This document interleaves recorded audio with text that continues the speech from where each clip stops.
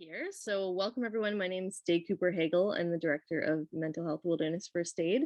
So we run courses and programs in mental health first aid skills for folks who work in remote areas.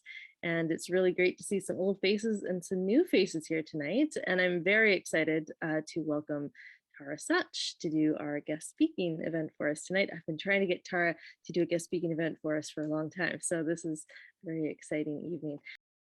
So I will just say a few words about Tara, and I'm actually just going to cheat because Tara has this wonderful bio up on her website. But so Tara and I know each other from running the Outward Bound Canada Women of Courage programs, which brings women who are survivors of various forms of trauma or grief or a variety of things out into wilderness areas as a celebration of their healing and resilience and empowerment. And so we did canoe and hike programs together there, and that has been wonderful for, well, a few years.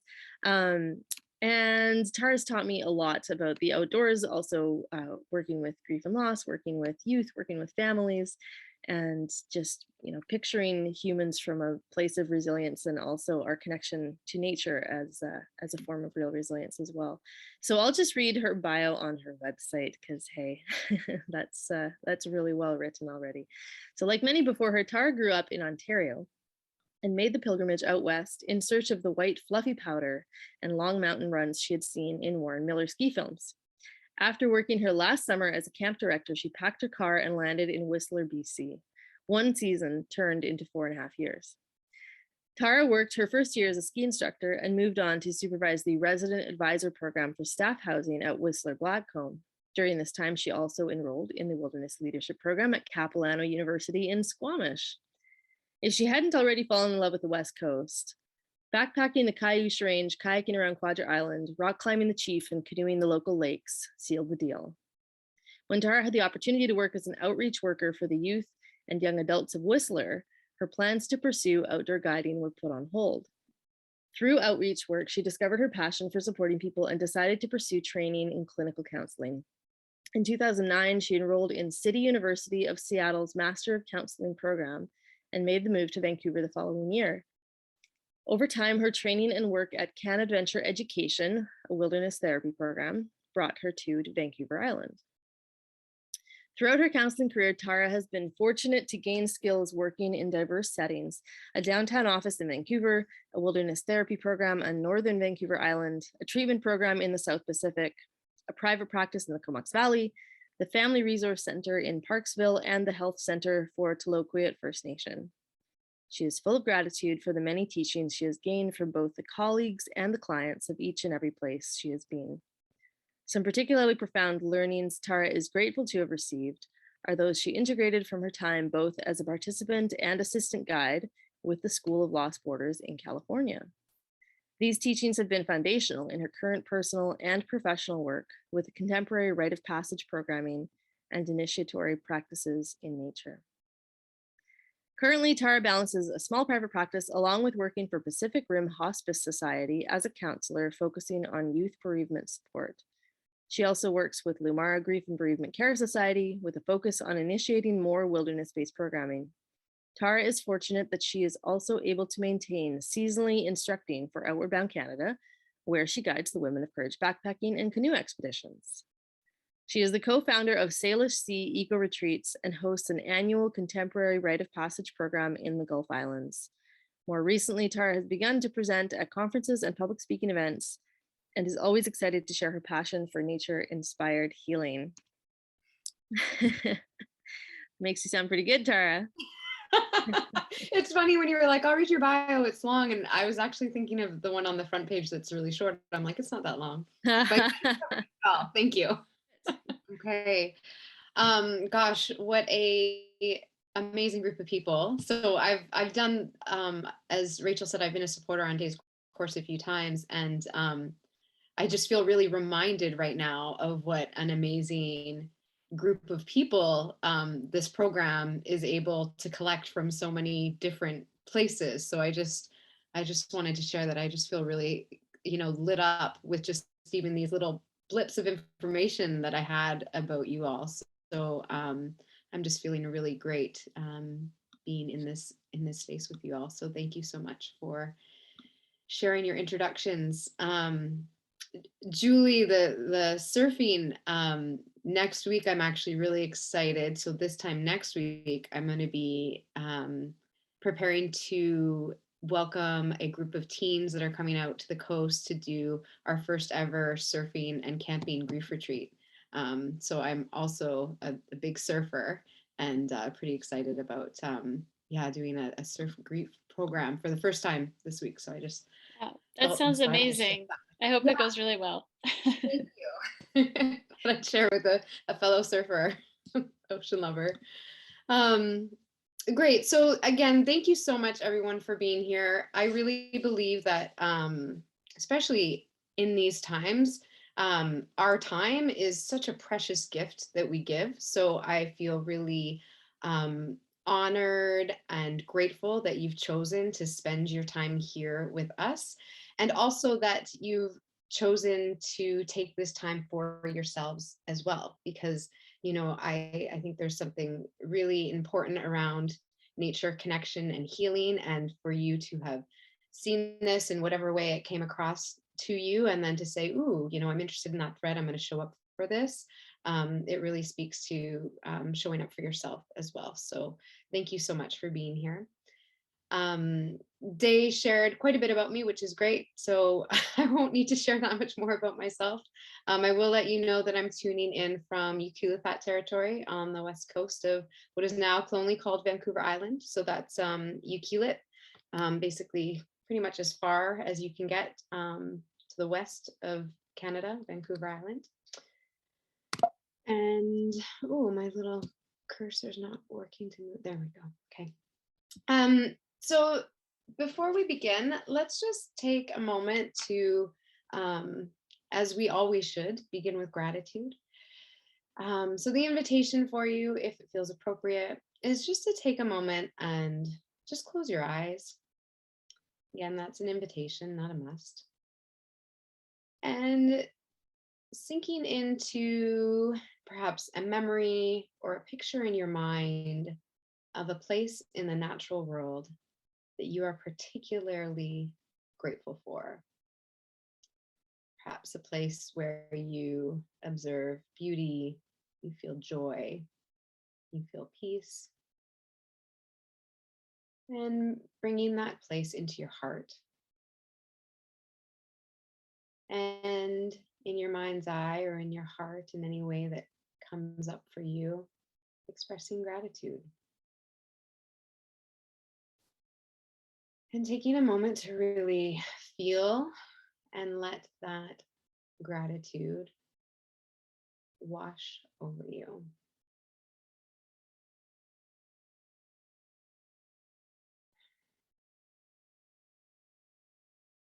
And returning back to our social space together, knowing that taking just this short moment to have a gratitude practice brings us all closer together, more aligned in our hearts and our minds and our spirits as we move forward on tonight's journey.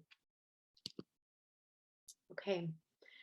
And also important at the beginning of any journey or exploration is to set an intention. So, the sort of classic expectation is that tonight I'm going to share some information with you. As always, take and leave what does and doesn't speak to you. I've done some courses and got some letters and done some training and spent some money and done all those things. And what I have discovered is that the greatest teachings that I have all been relational. So particularly in relationship to nature, in relationship to every participant that I've been out in the field with teachers who I have sat around campfires, sat under the stars, and had conversation, and been so lucky to be the recipient of their wisdom and their teachings. And this work I've been doing for just over a decade now, and it's felt like the time to begin to share some of the experiences and the things that I've observed and learned. And I am absolutely a sort of a product of all of the teachings that I've received. So everything that I share with you is all coming from some really wonderful teachings that I've been so blessed to have experienced. And also beginning with my childhood dog, who's also featured here. And so sometimes our greatest teachers can come in some very unexpected and humble ways. I'm always in a state of evolution. So, what you're hearing from me right now is sort of the time slice of me in my 38th year of living on this physical world. So, this is where I'm at right now. And this is, what I have to share in this moment, but it's always evolving and changing. So that's an important thing that I also share with you. When I'm sharing information tonight, it's important for me to carry forward my ethics and values and how I integrate those in the way that I share this information. Particularly, what's forefront for myself is an awareness around the devastation of colonial history, an awareness of my ancestry and the part in that. My commitment to learning more about land stewardship and how to work in a way that is relationally reciprocal with nature, and just having a real awareness around all of those things and what that actually means when doing work in natural spaces. And so one of the ways that I hope to bring that forward is in the way that I use language tonight. So it's important for me to use language that talks about being alongside, connected, part of, one with nature versus a more colonial worldview of what I can take for myself and what can be extracted and how can I use something. So I'm actively working on how to use my language appropriately to represent my values and ethics and do my best to learn and have integrity and grow in this work. Okay, so why grief and nature? What I have found in my experience sitting with people is that, grief it's so big. Grief is an experience that none of us get to escape from or don't experience. And there isn't a way to fix grief. So there's not some strategy around how you're just going to fix it up, put a bow on it, and make it better. And because of this, I find that grief really needs another way in, another point of access. And I find when I'm working alongside nature therapeutically, it allows another way in, versus a conversation in an office or doing some psychoeducation homework or whatever that might be. When we're in nature, it evokes connection with the wholeness of who we are as humans. So when we look at the natural world includes it all. It includes the birth, the beauty, the light. It also includes the darkness. Lately, I've been kind of laughing at myself because I've one thing actually is I'm recovering from COVID, so I'm a little nervous I'm going to have brain fog tonight. So far it seems okay though, so please bear with me if I do get brain fog. But in these kind of quiet times of the pandemic, I'm always staring out my window and observing the birds and having these really beautiful romantic moments looking at all the birds around me. And then I laugh because birds crap all the time. And so I have this romantic moment of watching these birds, and then they poop and they do all these like silly, funny things. And it just reminds me again of the wholeness of it all. It's not all one thing in the natural world. It's not always sacred. It's sacred and it's profane. And it can surprise us. And in that way, it's bigger than ourselves. Nature is so much bigger than we are. And particularly when we're dealing with the hardship of grief, gosh, climate crisis, war, pandemic, death, all of these things, we really benefit from something that is expansive enough to hold it all, because it's really gritty, the things that we face in this life. And so for myself to be able to go into a natural space and feel that expansiveness and know that it can hold all of the intensity of the grittiness that I feel, or the people that I work with feel, is really important. There's also the observation and the normalizing of life cycles. When you walk outside, you see death and dying and birth and rebirth everywhere. You see it in a nurse log. I love this picture. This was taken up at Winter Harbor, North Vancouver Island. And I mean, look at that salal and the bushes growing off of this, this sort of man-made structure out of wood on a dock. It just blows my mind. So there's always the rebirthing, the growing.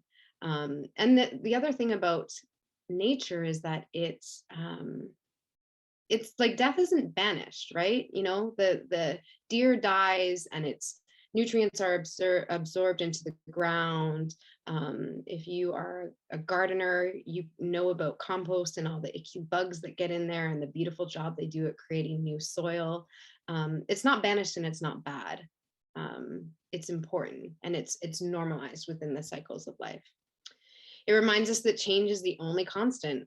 Every single day, the sun sets, the sun rises, the weather's different, it's windy, it's rainy. Gosh, we get snow in April. We never know what to expect. And that reminds us of our resiliency.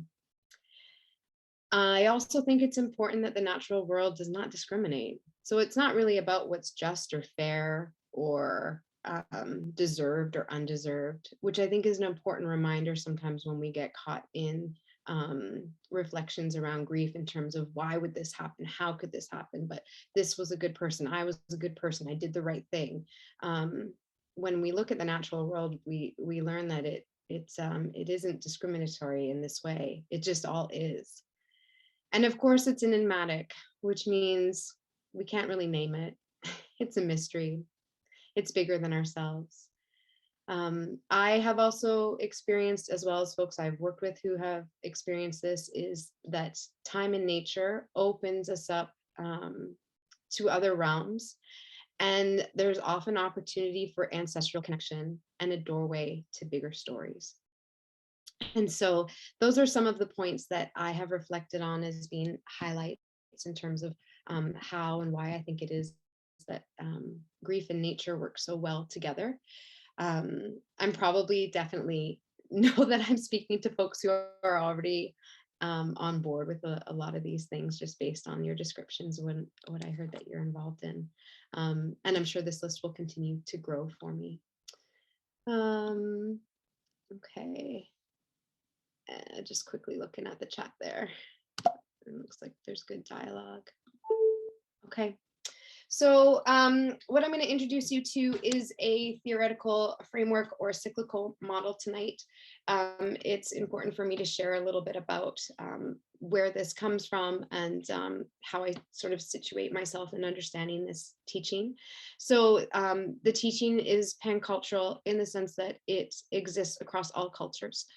So specifically, the model of a circle divided into 4 quadrants is universal across many cultures, including many different indigenous cultures, whether that be here on Turtle Island, Australia, all over the world, Mayan, also Buddhist and Celtic and beyond. So where my teaching is mostly informed from is something called, there's a book written called The 4 Shields of Human Nature, written by Stephen Foster and Meredith Little, who founded the School of Lost Borders, who I've done a fair amount of training with. There's also a lot of parallels in other teachings like the natural learning cycle, which has many iterations. There's flow learning. There's medicine wheels, which also have many different versions. The circle of courage has recently become more popular as well, which you may have come across. So there's many, many models that are similar to this one. And I just want to share that there's not one way. There's many different ways. When I'm sharing this teaching, typically lately I'm focusing more on the seasons when I teach the model, because most of the folks I'm talking to are living within the Northern Hemisphere and experience the 4 seasons. I also prefer to focus on the seasons now more than the directions, really because I want to be considerate in terms of not having contrary information that someone may already be practicing culturally in terms of their understanding of a wheel. And so I find the seasons are just really accessible and quite universal. Whereas sometimes when you get into these different models, there's differences in terms of what color is in each area, what element is in each area. And I find myself sort of less concerned about that and more interested in the cycle and flow of the seasons and how that can inform us in understanding ourselves and understanding the natural world. And so I've got these 4 circles here, and I'm going to kind of give a brief teaching of this model. And I will just share that for myself, when I was studying wilderness therapy and always, wanted to get into wilderness therapy, that was, my biggest dream. And when I first learned about the field and the industry, I learned quite a bit more about adventure-based therapy, which is really valuable. There's a lot of key points around being in nature and the therapeutic benefits for people in terms of the way that they learn more self-efficacy for themselves. Outward Bound has a quote, "There's more in you than you think," all really relevant to the experiences that we have in nature. And what I became more curious about over time was this aspect of story, this aspect that was sort of different from the adventure model and more about experiential, introspective, reflective, quite steeped in rites of passage training, which is, what I became really interested in. And I really enjoy focusing mostly on this aspect now when I'm working with people. It's really quite rare that I'm out doing, sort of more adventure-based things when I'm working therapeutically for myself or with other people in nature. Okay, so the teaching of this model. So obviously we've got 4 areas happening here. You can think of these as the 4 seasons. So up at the top in the white, we can think winter, reflecting, spring, curiosity, summer, attention, and the fall is feeling. And you can also think about life development. So you can think about the top of the reflecting being the winter shield, and also the phase of adulthood. You can think about the spring as being an infant and a baby being born and dying. So you can think about infants and elders. The summer shield, you can think about being a toddler and being connected to your body and playing. And in the feeling or fall shield, you can think about being a teenager and going in and being introspective. And so also there's the time of day. We've got the high noon in the summer, we've got sunset in the fall, we've got midnight in the winter shield, and then we've got sunrise in the spring. And when we think about the seasons and we think about life development and we think about the way that we move through life, we can start with spring because that's where we are right now. So when you think about springtime, you think about the blooming of new possibilities. I'm sure we're all itching a little bit with spring fever right now as we look around us and we see things in bloom and we see the birds return, and there's this hope and new beginning of something that is that's blossoming and something that is growing. So this is very much connected to spirit. So it's our love of spirit, our curiosity, the magic that is experienced when an infant and an elder get together and they communicate in a rather mysterious language or way of connection. And then as things bloom, we move into summer, where we're in our fullest bloom. In the summertime, the days are really long. It feels like the light is going to last forever. We go outside and we play and we lose track of time because we're just so in our body. In the summer, you can imagine a toddler running naked into the ocean and shrieking as the cold water splashes up on them, just playing and laughing and being fully aware, embodied, and experiencing just experiencing the joy of play and the joy of being in the body. Um, and then what happens, sort of that innocence shifts a little bit. And after summer, after we've been spending all of our time losing ourselves playing, all of a sudden we come to the fall and things begin to get a little bit dark. We become a teenager. Things can become a little bit dark. We decide that we're going to shut the bedroom door and we're going to go inward and we're going to be introspective. And in the fall, it's when the leaves begin to fall on the ground, and it's when things begin to compost, and it can be kind of dark and it can be kind of icky. And it's a really also lovely time to begin to light that fire, to begin to come inside, to begin to sip tea and write in your journal and start to reflect because things have slowed down a little bit. So fall, things begin to slow down, you begin to go inward, and it can feel really hard, as you might also remember in the teenage phase of your life. It can be very hard, or if you have teenagers in your life right now, they're in it. They're in it. After the fall, we move to the winter. And winter is very much connected to the people and community.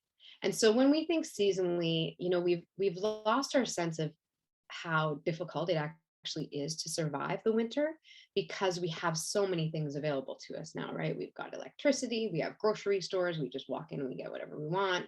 But if you were to imagine a more ancient or traditional time, you can begin to think about how hard that would have been. When nothing is growing, when there aren't as many animals out to hunt, it's actually very hard to survive the winter. And really the only way that we survive the winter is by connecting to our community. And so the winter shield is actually all about the people. And that's the love of the people in the winter shield. And so that's the way that we show up to literally help each other survive. And so we know in older practices, we know that folks would sort of say, okay, winter's coming, there's not going to be enough food to feed all of us and feed all of these animals. So there would be, the killing of the animals and then the feasting together of the food, because there would be this this knowing. So there's this element of sacrifice as well, which we often experience as adults, right? So this is a place of adulthood. We make sacrifices for our families, for the people that we love. We show up for them, and it isn't always easy. Sometimes it requires a lot of responsibility, and that's not always easy. And it's really important because we do it because we love the people. So there's always so much whenever I share this teaching. I mean, you could go on and on because the layers are there's many, many layers. So basically, we've got the love of the people in the winter shield. We've got the love of the spirit in the spring shield, love of the body in the summer shield, and love of ourself in the fall shield when we go into feeling. And so thematically, I've identified words in each season related to the experience of having people and myself going out into nature to have therapeutic experiences. And so if I were to, just kind of quickly talk this through, for example.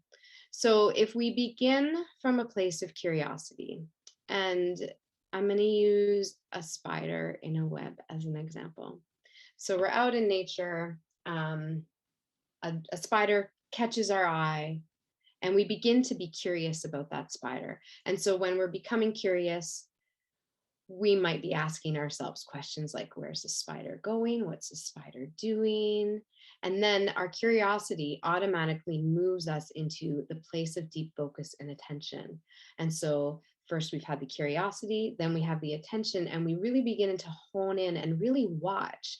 And this is the time where we begin to observe. We can actually see all of the legs on the spider, and we perhaps see all of the little pieces of fur on the spider, and we see the way in which this spider is beginning to make and develop a pattern, because we're deeply focused and it has our attention. We're in a more embodied state. And after that happens for a little while, it's inevitable that we experience some feelings about that. The same thing happens when we show up for the people that we love, right? When we really drop into deep listening and we really pay attention to them, when we really connect with them, it moves us to a place of feeling. If they're sharing our grief with us, or they're, sharing their deep feeling, perhaps they cry, perhaps we mirror that and tear falls down our face too. So attention always moves us into feeling. And so we begin to have feelings about what it is that we are observing. Um, this spider building a web, for example. Perhaps you're beginning to feel an awareness around the tremendous amount of effort that it is taking for this spider. Or maybe you feel that there's a tremendous amount of ease you're observing for this spider building their web. Maybe you can see the ways in which some of their web has been damaged, and you have a feeling about that. And so, as we experience these feelings, we then move to a place of reflecting or integrating. And that is the reflection and integration of the wisdom. Again, that's that winter shield. It's kind of like, okay, so what does this mean? And so, after you have this feeling of observing something, you might begin to think, what does that mean for me? Maybe it resonates in the way that you are reminded of the ways that you are also building your web, rebuilding your home, rebuilding some aspect of yourself. And there's often some kind of lesson or teaching that happens for you in that experience. And it continues. And so this isn't, this cycle isn't something that, begins in one place and then it ends in the other. It actually continues to grow and develop. So often when we get that reflective integration, that wisdom, we move back into the place of curiosity because it brings up some other kind of interest or curiosity. And we can again move through this cycle in many different ways, in many different times, sometimes simultaneously. And sometimes we spend a lot of time in one particular shield. So what I'm going to do is I'm going to move into talking about each one in more detail. And I'll just, kind of share a question for you that you can begin to marinate on as you've been briefly introduced to this model. When you think about, springtime, curiosity, opening to new possibilities, connection to spirit, creativity. When you think about play and innocence and being connected in your body, when you think about being deeply introspective and being in the grit and the dirt and really feeling things deeply in the fall, or when you think about the winter time and perhaps some of the responsibilities and community connection related to that, I'm curious for you to reflect on where you see yourself in your life right now. Is there one of these shields that is resonating with you mostly? Do you find yourself spending the most time in one area? And that can be an interesting point of reflection in terms of learning about where you are, and also learning about how you might want to integrate some gifts from some of the other shields. So I'll just leave you with that question if it is interesting and marinates for you over time. Okay, so diving in a little bit more specifically. And so, coming back to what it is that we're doing here, right? There's an interest in everybody here around how to support people, particularly in wilderness spaces. And so my hope is that there might be some specific tools or ideas that you might have around how you can support other people when you're in nature, and how you can also support yourself. So the first is invoking curiosity, like we talked about. And that really is wonderment. It's getting in tune with your wonderment of how and why and when and for what. It can also be evoked through storytelling. If you've ever been fortunate to have someone in your life share an origin story, perhaps about a landscape, or perhaps about something in nature. Origin stories, they share a lot of wisdom with us. And the thing about the really good stories is they actually invoke quite a bit of curiosity, because they usually don't give it all away. So accessing stories related to nature wisdom is a great way to begin invoking curiosity.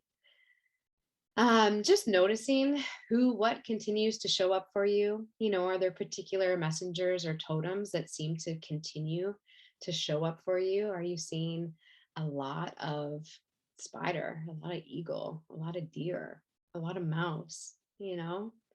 Who's saying hello to you lately? And the thing that's really great, that I was very relieved about when I got into this work is, I had this idea that, oh gosh, I have such a terrible memory. I can't remember all the plant names. What am I going to do? You don't need to be a naturalist to work with this in nature, particularly with people. You just need to be curious and ask questions. And it also helps if you're paired up with someone like Day, who has an amazing memory and can actually remember all the things when you're out on trip. But you don't need to. And so what that might look like in practice, asking questions to either yourself or the person you're with. Have you spent time outside lately? If so, have you noticed anything? And really just inviting the space for them to get a chance to share story with you, and just getting curious, asking questions like, oh, really? Could you show me? Is there a particular bird or tree or whatever that is? Oh, I'd love to see. Can we go for a walk? Can you show me? Perhaps if you have a story that you've heard recently, you could ask if it's something that you could share. Questions around, what do you notice about that animal plant?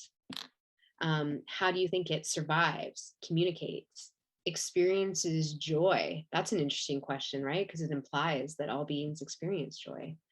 How does it connect, pollinate? If it were to, or has it shared a message or lesson with you, what might that be? And so I'm just going to share some images from nature here in hopes of invoking a little bit of curiosity for you, moving into the space of curiosity. So as you look at these, just what are you noticing? Is there something that stirs for you? Or what kinds of elements of wonderment exist as you look at some of these pictures?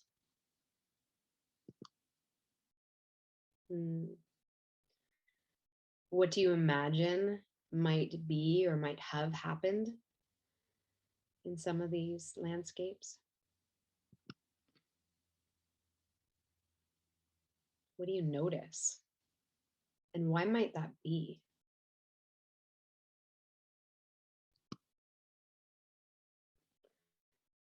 I wonder what it feels like. What would it be like to touch? What does it do?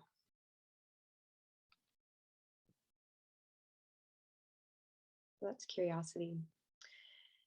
And even in some of those questions that I asked at the end there, you can see how we're automatically moving into attention, right? Awakening our senses. What would it be like to touch that? And so that's about getting into our body, and it's about playing. And we process through play. If you are working with young people or adults, I hope that you remember that we all process through play. Having play is one of the greatest things that we can do to allow ourselves to process different experiences that we have in life. And so ways that we can encourage becoming attuned might be simply asking, out of nowhere, what direction are we facing right now? What way is north? What way is south? How can we find out? Where did the sun rise this morning? Where do we think the moon's going to rise from? Having time in solitude in nature is a fantastic way to allow our attention to increase to what's around us. I highly recommend putting the phone away, turning it off, not bringing it, so that you can allow for quiet observation. And also when you're observing in nature, being aware of the micro and the macro elements that you're observing, thinking about the bird's eye view and the worm's eye view.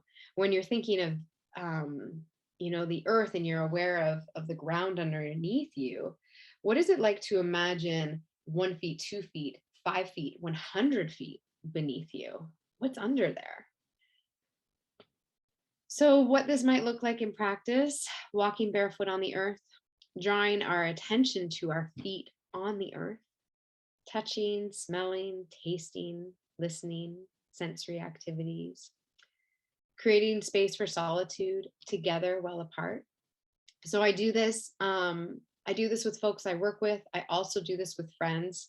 Friends will sometimes kind of joke because they know that they can expect that this is going to come at some point when we're having a hike together. Is I'm going to suggest that we take a sit spot, which means I'm going to go up the beach, a little ways, and you're going to go down the beach this little ways, and we're going to set our timer for 15 minutes, and we're just going to take quiet time, and we're going to sit there.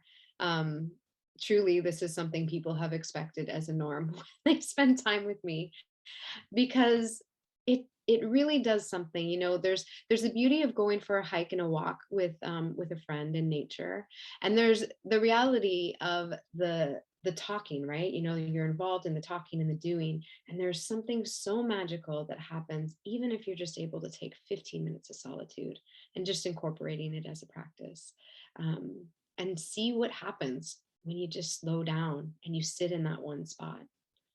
Often I'll also make a threshold, or I'll mark time, a transition in time.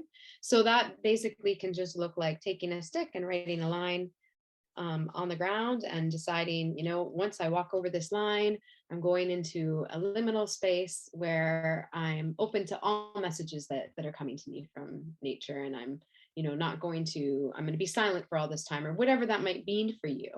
How do you actually mark intentional time where you're going to allow for a true space of opening?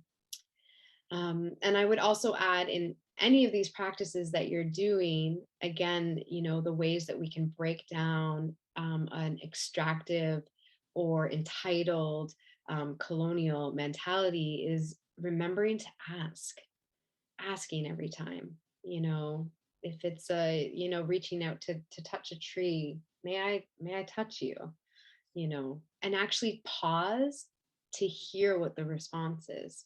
If you find a rock and you're called that would like, that rock has meaning and you'd like to carry it, pausing and asking. And I don't have pictures, well, for time and just to move on. But if you've got something nearby you, just in terms of honing attention, I'm just kind of curious if you got any pieces of wood, or are you on a wooded table? Is there a plant nearby? I just kind of draw your attention to what that might be like to just hone a little attention into whatever is nearby you, and how you might kind of carry honing that intention in. And as you're honing in on that attention, perhaps you are observing that you're experiencing some feelings. Can happen pretty quickly, can also take time. And so with studying and prolonged focus, we notice both body and external surroundings. We begin to really notice things.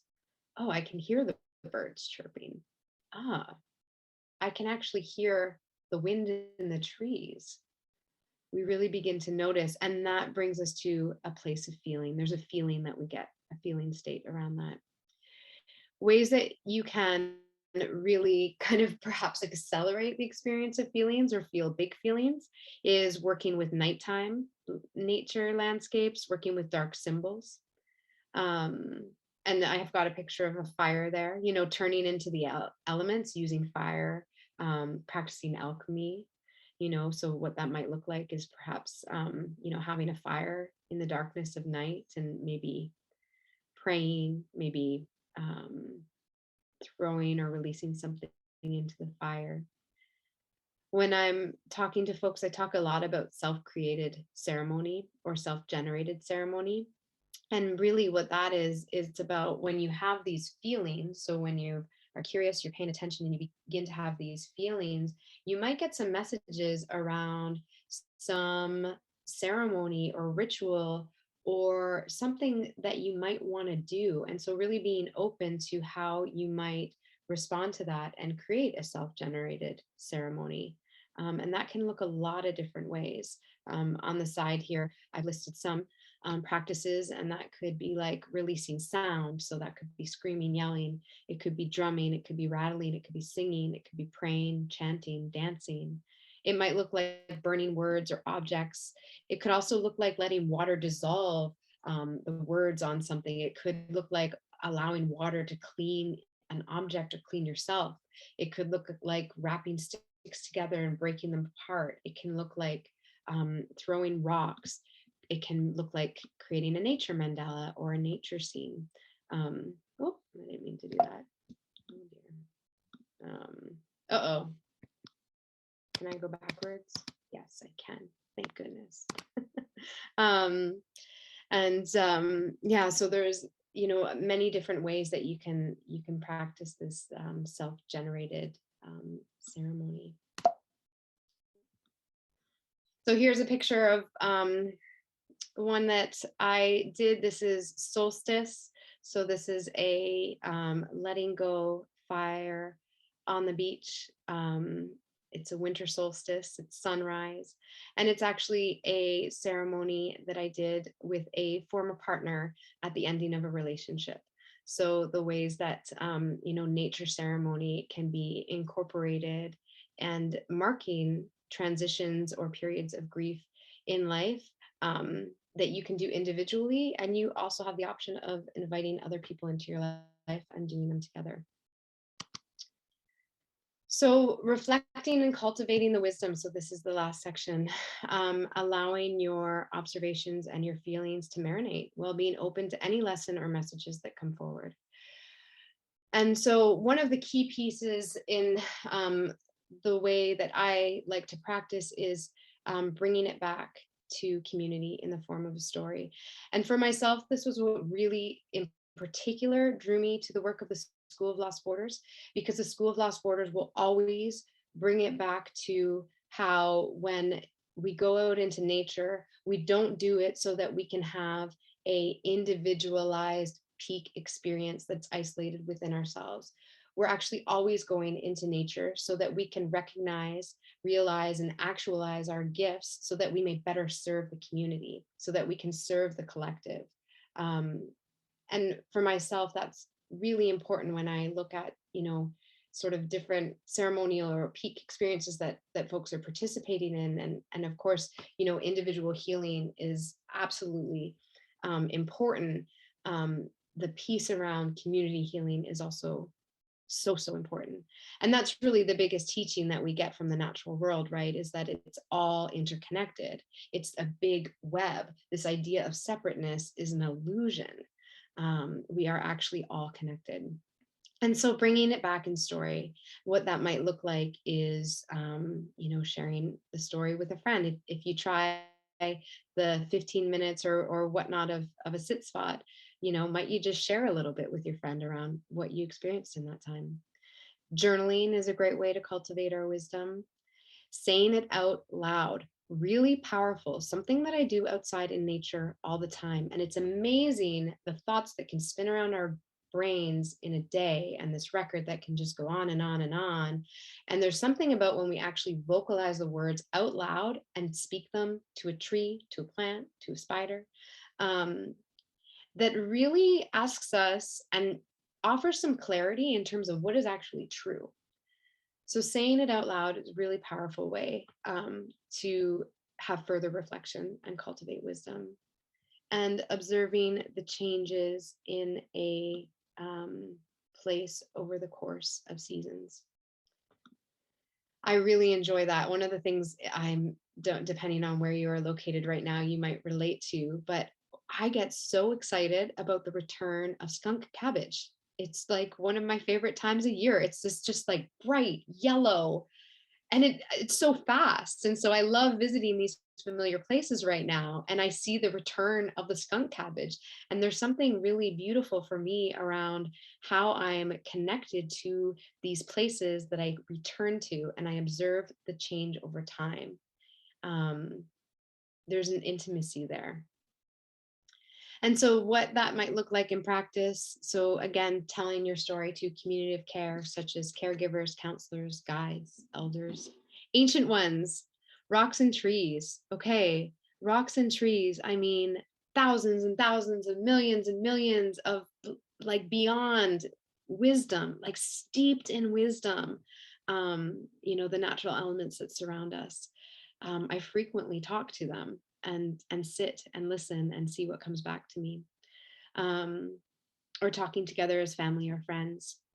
And then also, a very sort of winter shield activity around that responsibility piece is making that commitment to a core nature routine or practice. Even for myself today, a friend of mine reminded me of the importance of getting outside, and just my observation in the experience they had with that. And today, today was kind of busy and I've been recovering from COVID, and I'm like, there's no way I can get online with these folks and not go out for my walk today. And so, committing, it was raining, but I commit to that practice. And, so blessed to see, these eagles who've become my best friends this winter, always on the same bluff. And just the way that fills me up. And so that's a commitment, that's me saying, okay, I'm committed to this. And that's part of cultivating wisdom. And next slide. Yeah, and then this is just a picture of an experience that I had in nature. I won't go too much in detail about it. There's a interview that I did recently where I talked about it specifically, but this is something that I did on the beach that was really expressing a lot of the pain that I was experiencing, and then the way in which I observed the necessity for me to maintain hope. That's the heart. And also that I needed to hold on to that hope so that I could continue walking through the nitty-gritty things in life, so that I could continue to show up for the people. And so this is just, one personal example that I have of moving through an experience in that way, doing, some self-generated ceremony, and really just doing what was coming up for me, like really just what was coming up for me. And this is actually, when this happened was when I was out with two other people I work with, and we decided to carve out intentional time where we were going to spend time alone in nature. And, had that time not been carved out, this healing opportunity would not have been available for me. So it's important that we really carve these times out. Okay. So now, and how are we doing for time? Yeah, we're going to have some time left. I'm going to ask us to give it a try. And yeah, we're probably going to need to leave questions for the end just to make sure that we cover everything. And so if you are feeling open to trusting me, we're going to do a little experiment.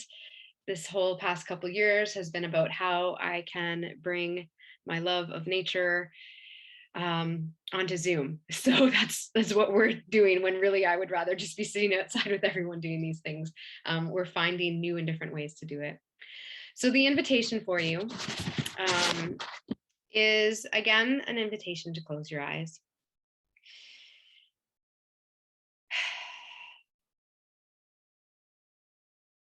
And tuning into breath.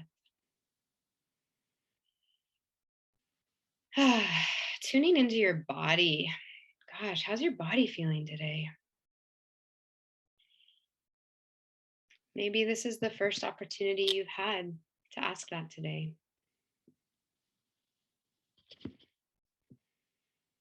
And with the intention around how is your body feeling today, I would like you to bring forward a memory of a time in nature when your body felt really good, when your heart felt really good, when your spirit felt really full. Where were you? Where is this place in nature that you are able to bring forward as a reminder of a time that you felt safe, at peace? Perhaps you felt joyous. And if you're able, is there sensory experiences that you can bring forward from this time? Are there smells? Are there noises? Are there sensations on your skin? Is there a feeling under your feet? Can you bring forward with as much attention all of the sensory experiences that you can recall from this time in nature?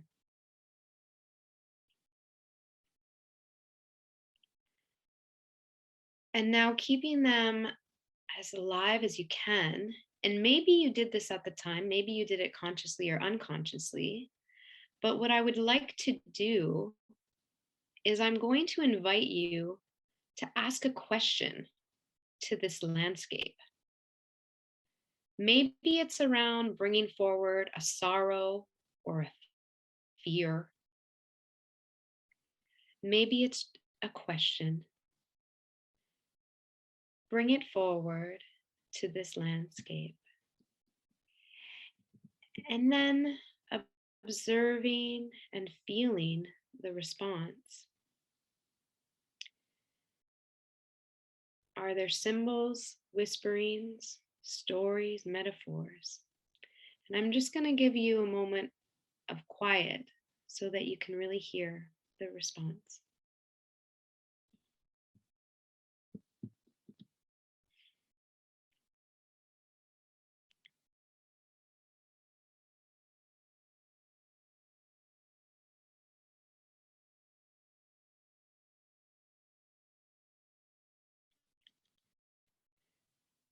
And allowing time for this medicine to fill your heart, to fill your spirit. Knowing that your time might not be complete visiting this space in your mind's eye right now, or maybe actually going back to the space. Knowing that you can visit it again.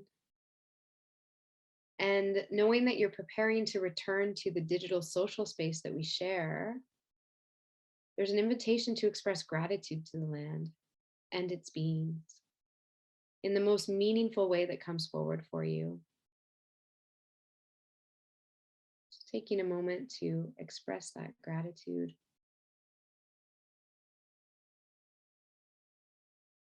And preparing yourselves to come back. Welcome back. Thank you for being open to this experience. And what we're going to move into now, again, coming back to the importance of sharing these stories, is we're going to move into an opportunity to go into a breakout room and to share.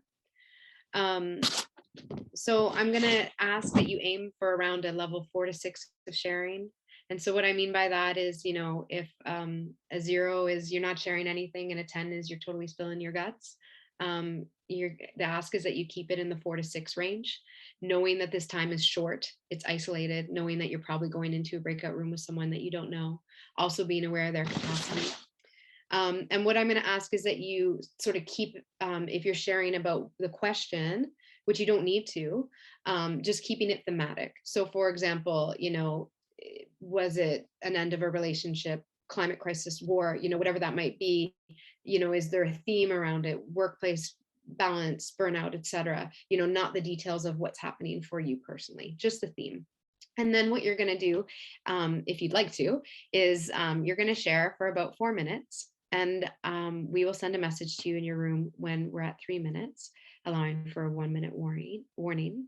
And then in this time, you're just going to share about any experiences of curiosity, attention, feeling, or reflection that you felt in that. I recognize it's a very short meditative space.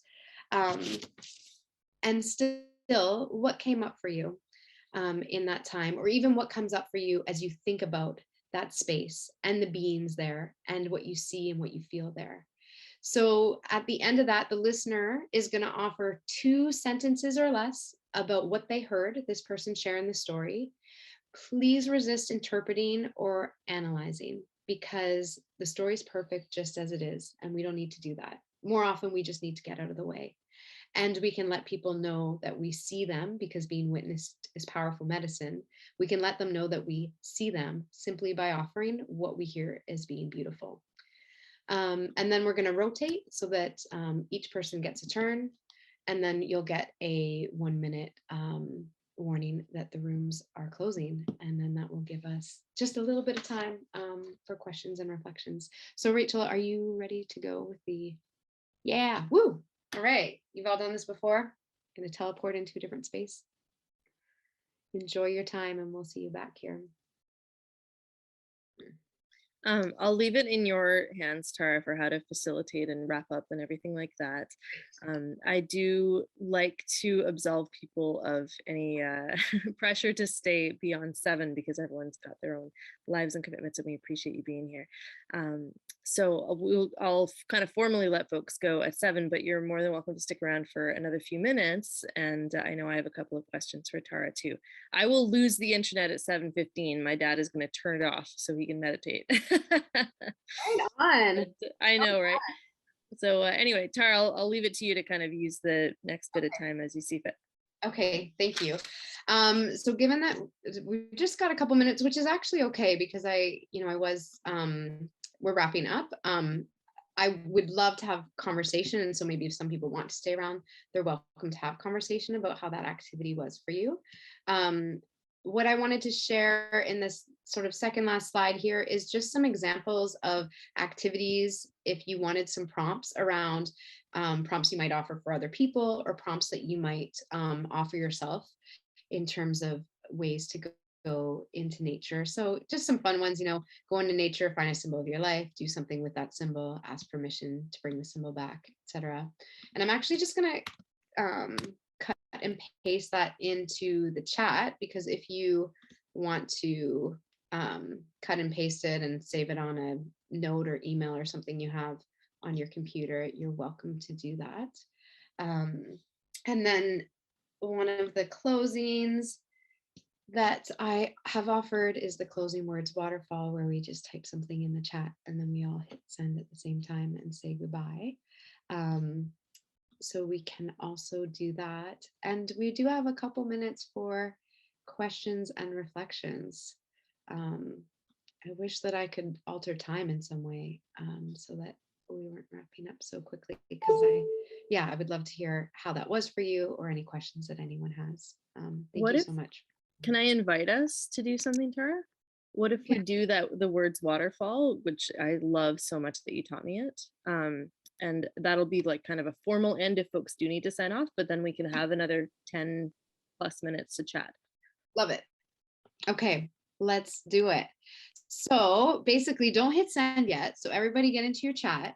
5 words or less, just on what you're reflecting on in terms of perhaps your own nature connection, perhaps what it was like to have a conversation with someone. It can be a little bit over 5 words, but you get this. It's not too much. So everyone, just get in your chat there and type. And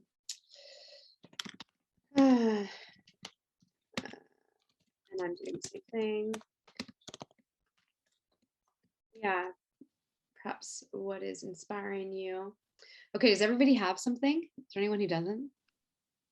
Okay. I have a long question. I just put it in. It's just going in. You don't have to respond to it. Okay, great. But you did the part where it's just a closing words waterfall reflection? Yeah. Great. Okay. So now everybody has their little enter key on, and then we all hit it at the same time. Okay, so 1, 2, 3. Oh, I love when it all comes up. Oh, these are so good. Love it. Nature fills me up always, creating space for what comes up. Gratitude, shared experience, humbled. Thank you for the gift of sharing. Gratitude, inspiration. Reminded me of my biggest hopes. Beautiful. Nature as a healing container space. My teenager is compost turning into beautiful, rich soil. Absolutely. Gratitude for permission to grieve in nature. Beautiful. One more. This is okay. Great. Okay, so it's 7 o'clock. So if you have a commitment, do not feel obligated to be here anymore. Thank you so much for the time that you've shared with us.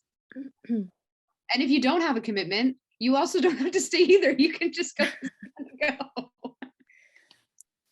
I would reflect, Tara, on so much of what you talked about tonight. Just reminded me and re-taught me about the things that you taught me out in the field. And one of them was around the idea of creating a mini ceremony in the field. And sometimes when you and I were out, we would do it for 24-hour solos or for 48-hour solos for folks.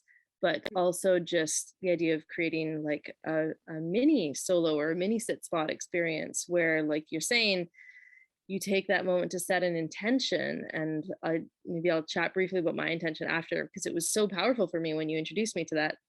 But then creating a little mini threshold, and okay, if you once you step over this line, then we're just going to be silent and go find our own space and sit for 15 minutes, and then we're going to come back and step back over the line, and then we'll talk together as a group. And that was such a wonderful way of marking that intentional space and inviting us to be in a different place in nature. So I love that you re-taught me that tonight, and then maybe incorporating another activity or two in that intentional time and space. So anyway, just such wonderful ways that it kind of all knit together for me, what you talked about. Thanks, Tate. Yeah. I'm glad. Curious if other folks have thoughts, reflections that you feel like sharing right now. And if not, then I'll share more about myself, but that's easy for me to do. I hear from day lots though, so I'd love to hear from other people. Exactly. Yeah. Thanks to those in the messages who are needing to hop off. I was just going to say it was really interesting. Like I think in our reflection, one thing that popped up real quick was recognizing that those memories and those connections with land are here, like they're accessible, they're right there. And it was just very interesting how, you can think that separately, but when you're again attuning your attention to it, of being like, oh wow, I'm back in this space that I know really well, and not only can that bring comfort to wherever and whatever you're in the midst of in that moment, from a different perspective, but that comfort can kind of continue. So it's not just remembering how good it felt then, you can feel good again, just through that relationship and memory and connection in place. So that was really cool. Thank you. That is so beautifully well put. Thank you so much. And gosh, that is so hopeful. Isn't that beautiful that we can do that? Yeah. Thank you, Sage.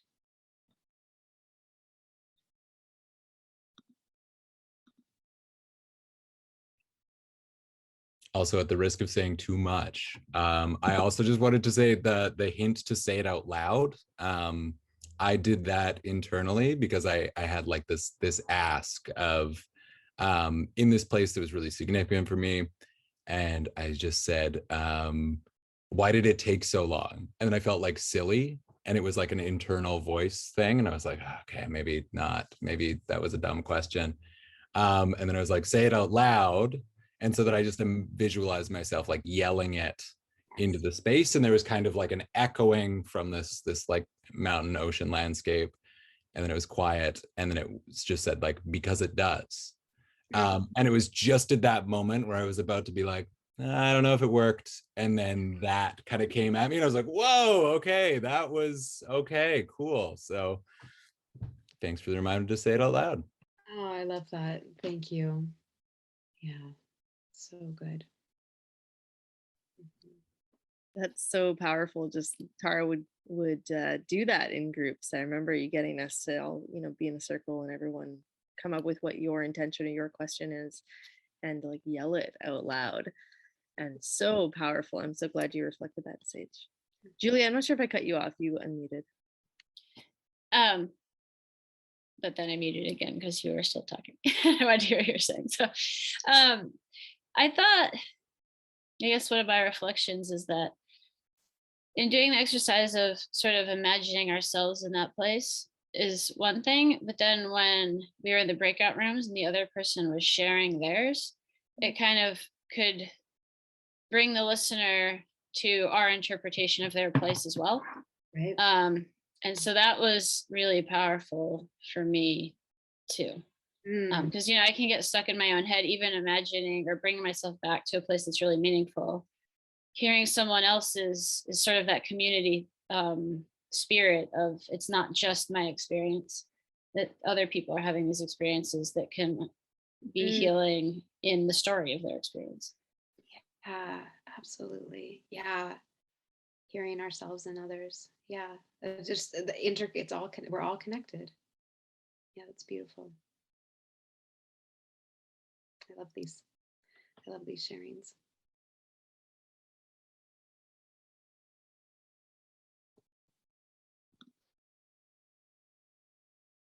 Anyone else have any questions or more reflections?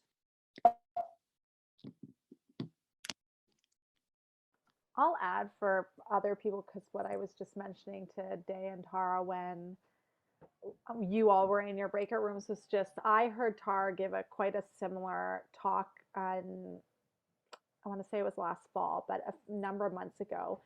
And I always felt personally really kind of in tune with cycles and seasons of my life. And a lot of the stuff she was saying really resonated with me. And I was like, oh, that's so great.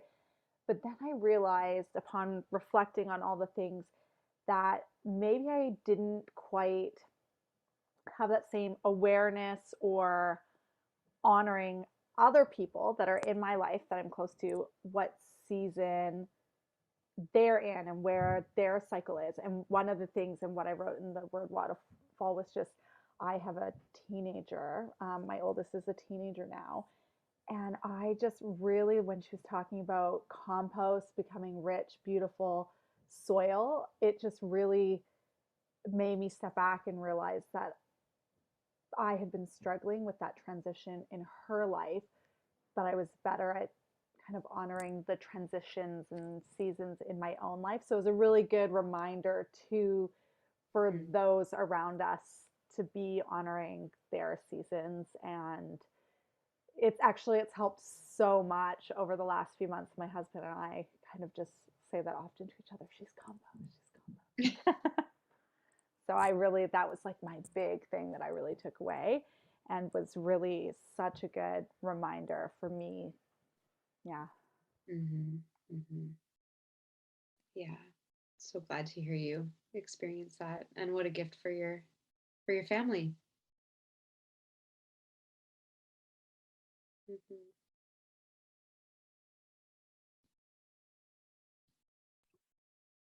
I just had a question around like the container of grief, because I know like the one thing I've been really mindful of is when you're asking people to open up around grief, there's like layers of vulnerability, and like that can take a lot of time once opened and a lot of space. So going out into land, how do you kind of go about being like mindful of kind of just what you did with like the 1 to 10 of opening up, just being mindful of how much time you're spending on land, and the fact that you're going to have to maybe return to a city or return home or return to work. Is there something you do to just... Right.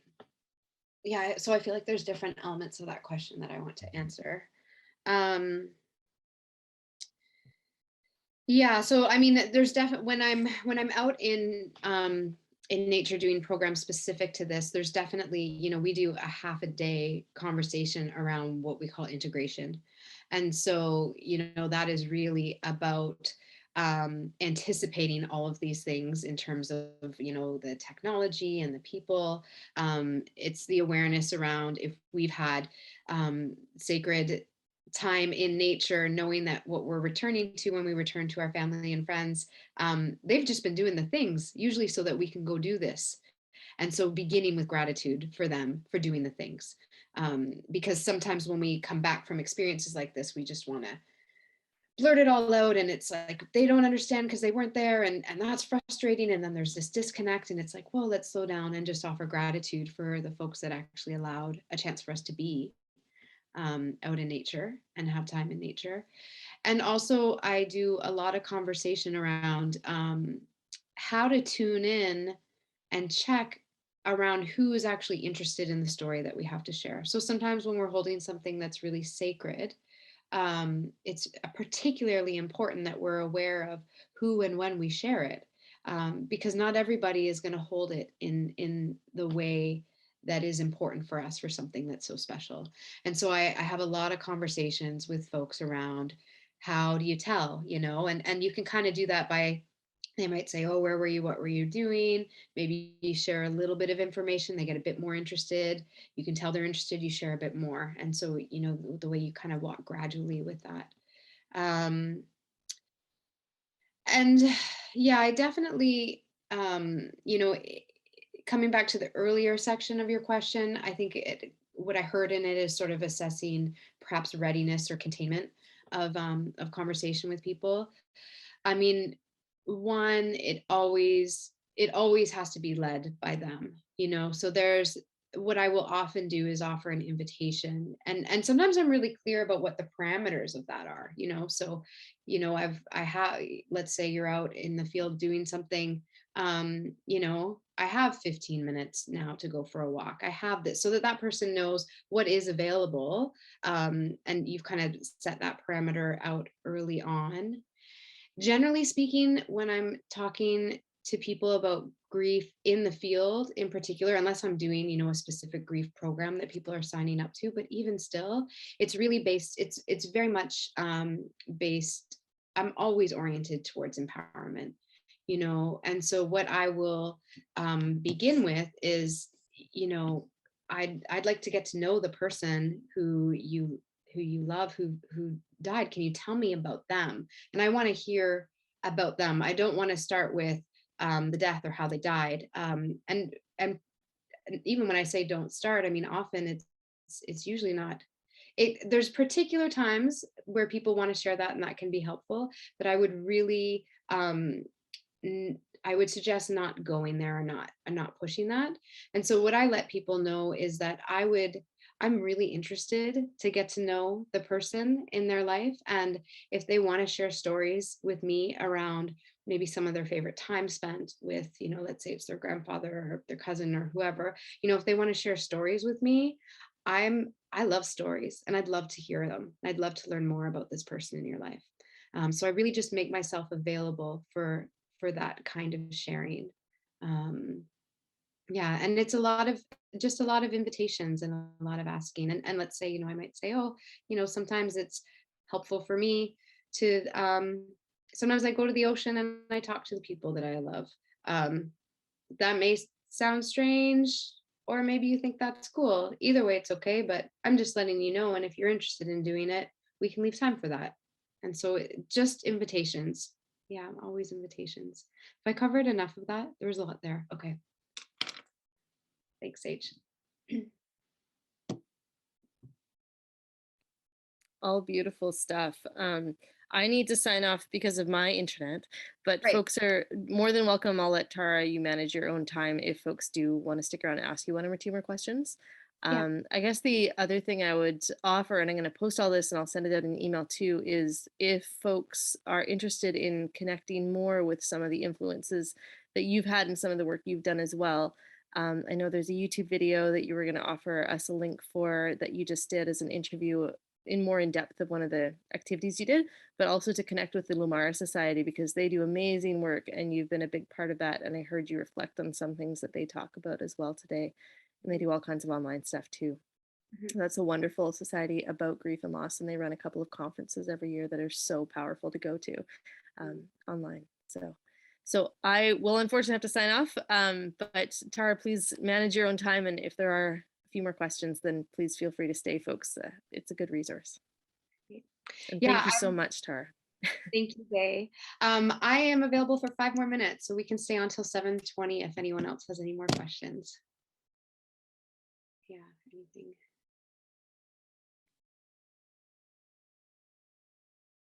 Sometimes I always do this. I like wait around because I'm like, I wonder what's going to get asked.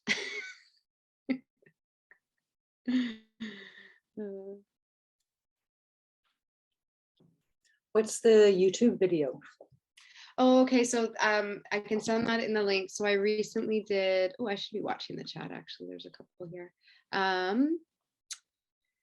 There's a interview I recently did with a woman named Barbara Morningstar, who has a channel related to all kinds of speakers and authors. She interviews around grief. She's a really sort of well-known keynote speaker in the grief and hospice world. So I did an interview with her recently around this topic of accessing nature in healing our grief. So I can share link to that. I'm sure Day will also post it in her follow-up email, but I'll pull it up right now and put it in the link for you. Yeah, and so I talked specifically about like the one picture that I shared in the sand. You know, I talk more in detail about that. That are presented, but just came on and pasting. There you go.